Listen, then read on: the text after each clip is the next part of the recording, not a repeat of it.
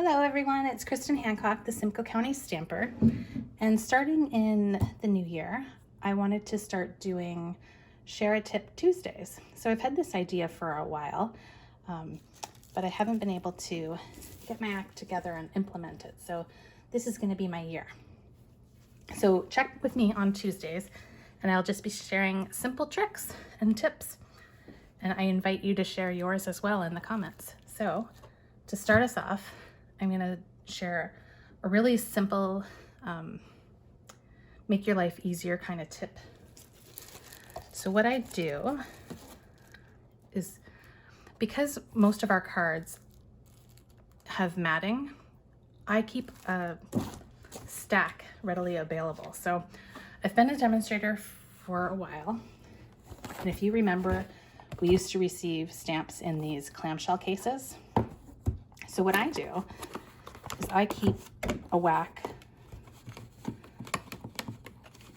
of paper cut up for matting so that when I'm making a card, I can just quickly grab a piece and not have to cut out. So because Whisper White and Very Vanilla are the ones that are used most often, those are the ones that I keep on hand. And so I've got my 5 1/4 by 4.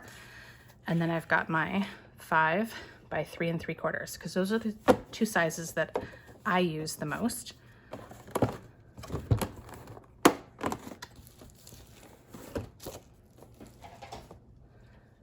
And let me just bring in a card. So I'll just bring in this card for an example, and it doesn't have white or vanilla on it, but I just want to show you the matting. So in case you aren't aware, maybe you're new to card making, or maybe this is something that's kind of been a struggle, the sizes for your matting are just coming in 1/4 inch for each mat. So your card base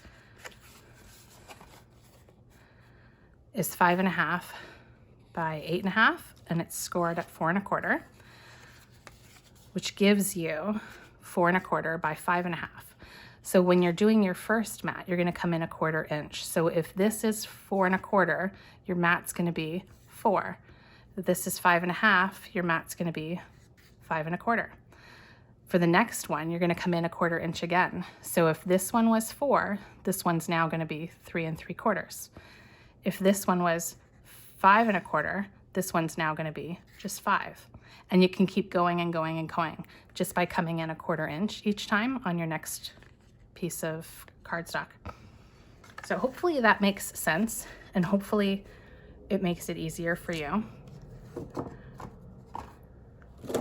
I know having a steady stock on hand makes my life a lot easier. Even in class prep, like I can just grab what I need from here and just get it all ready. So I'm going to go ahead and I'm going to cut 2 of those just to show you how simple it is. You can do this watching TV. You can do this listening to music. It's not something, once you get going, that you even have to think about. Once you know the measurements, you just off to the races you go. So I'll start with my first layer, which would be 5 1/4 by 4.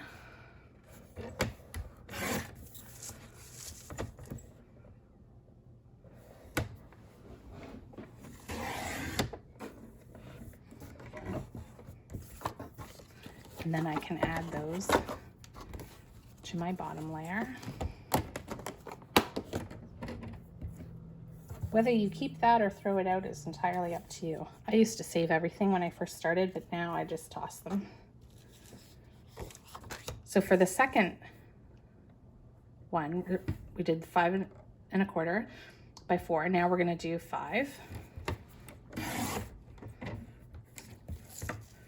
by 3 3/4.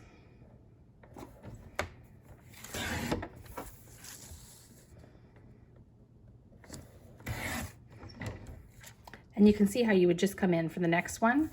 It would be 4 3/4 by 3 1/2. So you're just coming in 1/4 inch each time.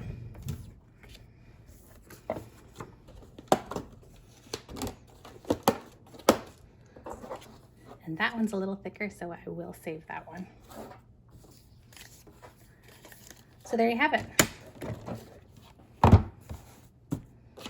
That's my handy dandy trick.